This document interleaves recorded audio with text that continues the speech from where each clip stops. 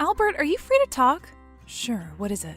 Last night, I accidentally left my scarf out on the patio table. When I went to retrieve it this morning, it was gone. I searched the whole yard, but I couldn't find it. I'm sorry to hear that. Would you like me to get you another one on my way home? I'm pretty sure I can find something similar. No, that's okay. Turns out the wind had blown it away last night. I found it high up in the tree branches. Oh, good. Is that all you wanted to talk about? No, I'm afraid not. When I was going through the security camera footage from last night to figure out what had happened, I came across something peculiar. Is that so? What did you come across? At around 4 a.m., I saw you leaving the house. Are you sure that was me on the footage? You tell me. Was that really you? Did you leave the house last night? No, I don't recall doing that. Perhaps it was just someone who resembles me. Are you saying a stranger was at our house? It's a terrifying thought, isn't it? What if it was a burglar? We need to investigate this. Yes, I agree. We should definitely do that. Should I call the police? There's no need to do that just yet. I'll take a look at the footage myself. For all we know, it could have been one of our neighbors trying to get home. I guess that's possible. It was pretty dark, so it's a bit hard to tell. Don't worry about it, honey. I'll make sure to get to the bottom of this. Have you managed to get the scarf out of the tree? You should probably refrain from using the portable ladder until the winds have calmed down. I know, I'll get it some other time. But are you absolutely sure the man in the footage couldn't have been you? Don't you think you'd have noticed if I got out of bed in the middle of the night? You've always been a light sleeper.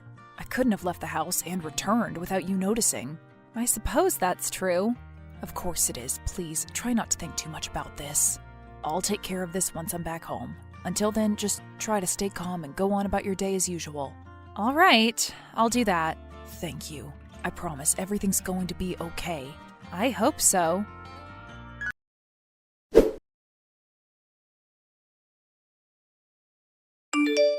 Good afternoon, Ronald. I hope you're doing well. Good afternoon. I'm doing fine, thanks. This is a little awkward, but I was wondering if you could help me with something? Of course, I'm always ready to help. This is what neighbors are for, right? I'll be over as soon as I get back from work. Albert was so kind as to help us shovel the driveway this morning. I'd like to return the favor. Oh, no, that's not it. I was just wondering if you could let me have a look at your security camera footage from last night. There's something I'd like to check. Why? Did something happen? Well, to be honest, I'm not entirely sure myself. I just want to have a look at the footage between 4 a.m. and 8 a.m. Could you send it to me? Sure, no problem. Thank you.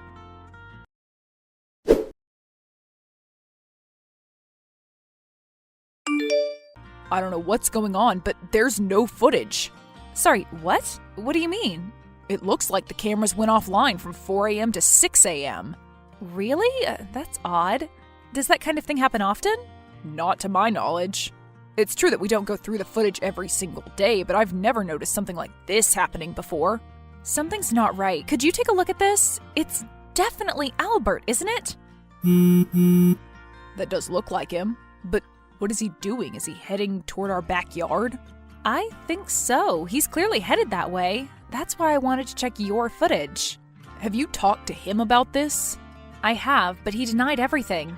He claimed it was someone else entirely.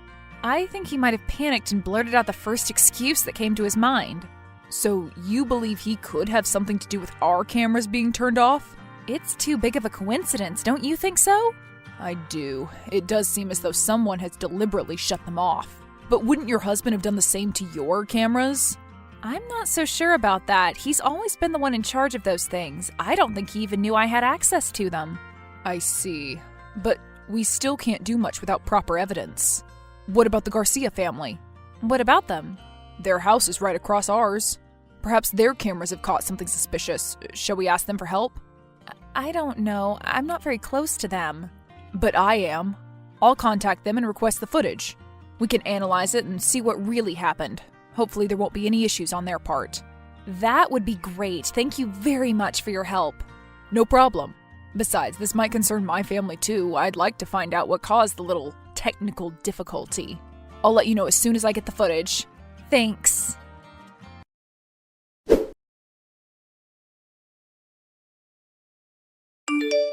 I don't know what to make of all this. Did you have a look at what they've sent? Am I hallucinating, or did he really enter our house? Well, unless it's some kind of strange shared hallucination, I'd say he actually did it. But how is that possible? All our doors and windows should have been locked. Your cameras should have also been online. Everything seems a bit too planned out. Did you hear any noise at all last night?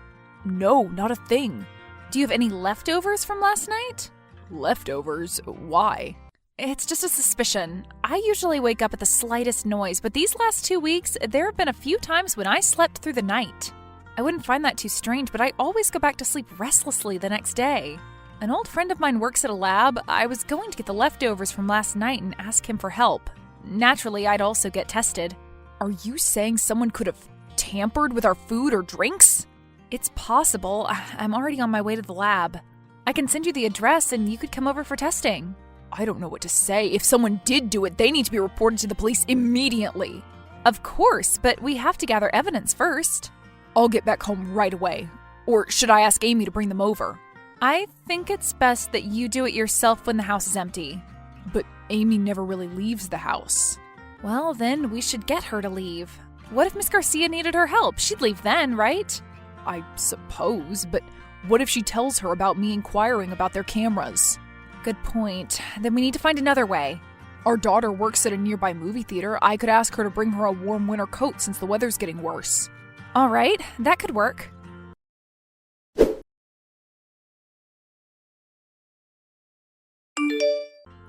I've got the preliminary results. They've confirmed my suspicions. We need to wait a bit longer for the full report, but my friend said he discovered traces of sedatives in our wine bottle and your yogurt. I know Albert was the one who opened the wine, but do you know who could have tampered with your food?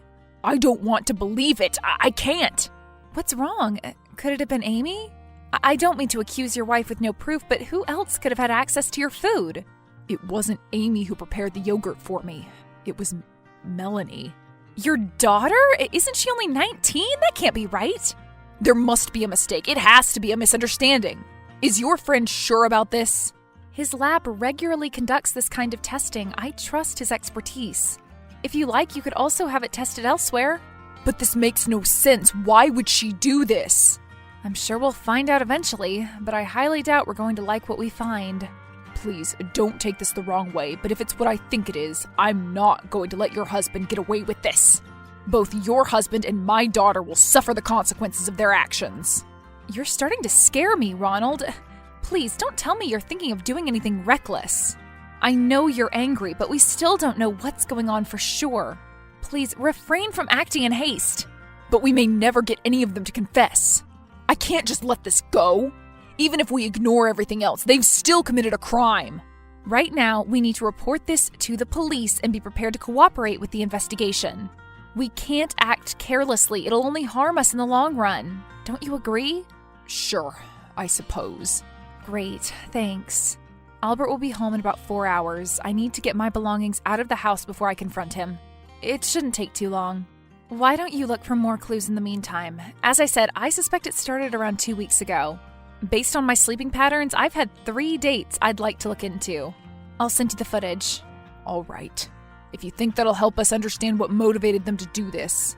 I'm not sure it will. Still, the more evidence we have, the higher the chance that either one of them confesses. Let's try to make this as definitive of a case as possible. Let's do that. We should probably refrain from bringing up the sedatives before we get an official toxicology report. We need to make sure they don't panic and try to run or cover their tracks. Let's just focus on the camera footage for now. Got it.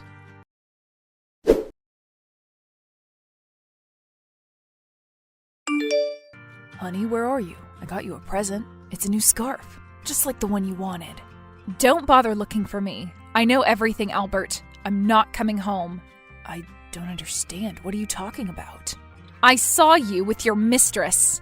Aren't you the man in this photo? You should have an easier time recognizing yourself in the daylight. How did you get this picture? Was it sent to you by someone? The look-alike near our house and now this? Somebody's playing a cruel joke on us. I'll find out who did this and make sure they pay for upsetting you like this. You've been caught in the act and still have the audacity to lie? Do you really think I'm incapable of identifying my husband? Do you think you've changed that much in a week? Whatever ridiculous excuse you may come up with, I won't buy it. Please calm down. Where are you right now? I'll come to get you and we can discuss this face to face. My whereabouts are no longer any of your business. We're done. I'll mail you the divorce papers as soon as possible. Even if this picture was authentic, which it isn't, would it really be something you'd like to get divorced over? Is it really that difficult for you to take responsibility for your actions? I refuse to continue this conversation until you're ready to stop feigning ignorance. I had no idea you were this childish. Fine, I admit it. It was just a harmless kiss. Any reasonable adult would agree that it's nothing serious. Just a harmless kiss? With your neighbor's teenage daughter? Well, technically, she's turning 20 in a month. You know, I've been racking my brain all day trying to find a way to calm my nerves before confronting you. I thought I was finally ready, but a few minutes of talking to you was enough to reignite my anger. You're absolutely revolting. I don't understand why you're making such a big deal out of this. There's no need to worry. If I wanted to leave you for her, I'd have done it long ago. How long exactly? That's not what I meant, and you know it. The point is, you didn't have to pack your things and run off somewhere. You could have waited for me to come home and we could have talked things over calmly. This is just an overreaction. You can see that too, right? Unbelievable. I can't believe I wasted my young years being married to a lecherous, odious man masquerading as a loving, caring husband. How could you do this to me? I'm not sure what you want me to say. I'm the same man I was 12 years ago. Perhaps you should have been more observant. You have no right to shift the blame on me. Do you remember what I asked you right after you proposed? Of course. You asked me if I was sure I was ready for such a huge commitment. Exactly. We didn't have to get married. We were doing just fine as we were, but you insisted this was the logical next step. You swore you were ready. You promised me we wouldn't be just another divorce statistic. Back then, I really believed I was ready to be in a monogamous marriage for the rest of my life. But, you know, people tend to change over time. Sometimes everything aligns in an unexpected way, and you can't resist seizing the opportunity. Change is a part of life. You need to come to terms with that. If you wanted to see someone else, you could have told me. There was no need for any of this. We would have gone our separate ways, and you'd be free to live your life as this newly changed man. Instead, you had to destroy everything. I hate you. How could I tell you up front when I knew you'd get hysterical? If anything, you've just proven that I was right in thinking that. Right, because I would have obviously had the same exact reaction had you told me about this back when you first realized you couldn't stay loyal to me. You don't have any reason to assume otherwise, do you? That's right. I have no reason to assume you'd be any more receptive to this had I said this years ago. Years? Of course it's years. Well, I couldn't have changed overnight. I've been thinking about this for years, and 2 weeks ago when Melanie confessed to me, I finally found the courage to treat myself. You're making me nauseous. To think I spent over a decade living under the same roof as someone this repulsive? You stole my best years from me. How do you know those were the best years of your life? Maybe looks-wise they were, but you still have a long life ahead of you. I'm not complaining about you doing the same to me, am I? I could have had a real family. If you think about it, we're both at fault. Were we not a real family? Almost. You know I've always wanted to be a father. Oh, that must be why you've been seeking out lovers 3 decades younger than you. I'm being serious, Cecilia. You denied me so much. I've always been forced to live the life you wanted to live. For once, I did something for myself, and now you despise me for it? Can you not see how miserable I've been? Why didn't you say anything before things spiraled out of control? All you had to do was speak up. How was I supposed to know you were bottling up resentment for years when every time I asked, you said you wouldn't change a thing about our lives? I'm not going to feel guilty over the fact that you couldn't articulate your feelings. It's clear as day that you're the only one at fault. And guess what? Choosing not to have children with you was the best decision I've ever made. I sincerely hope your bloodline ends with you. Of course you'd say that. I'm sure you'll find out during the divorce proceedings that it's not just me who feels this way. Is that a threat? Are you really going to play the victim and come after my wealth? What wealth? You're acting as though I have no idea how much you're actually worth. All you have to your name is a decrepit house you inherited from your parents and an old worn-out car you refuse to get rid of. Well, perhaps I'd have more if my wife hadn't stunted my professional growth by insisting we can't move countries. We just had to stay here, didn't we? since your job is so much more important. You agreed that this was for the best. Besides, if you were any good at your job, you wouldn't even need to leave the country. Finally, you're showing your true colors. You've never believed in me. I loved you, Albert. I loved you despite your shortcomings. I trusted you. And you stabbed me in the back. I don't need your wealth. All I want is to get as far away from you as I can. I want to live the rest of my life as though you've never existed. And how exactly are you planning on doing that? Have you been hiding money from me? Because I will demand that you share it. How I'm going to do that doesn't concern you. I'd rather be homeless than have to spend another second with you at that house. So you don't have money? God, it's like I'm talking to a wall, a disgusting, unrepentant wall. At least I've managed to vent my frustrations. Goodbye, Albert. From this day forward, you're dead to me.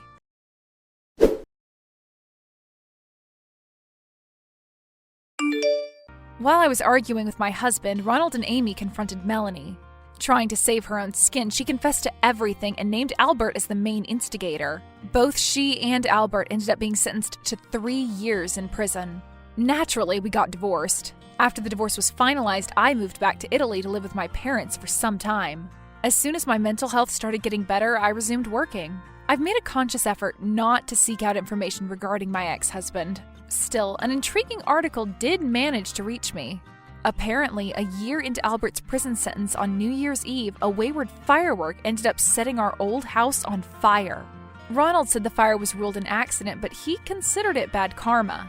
I couldn't bring myself to question him further. I hope they can also find peace.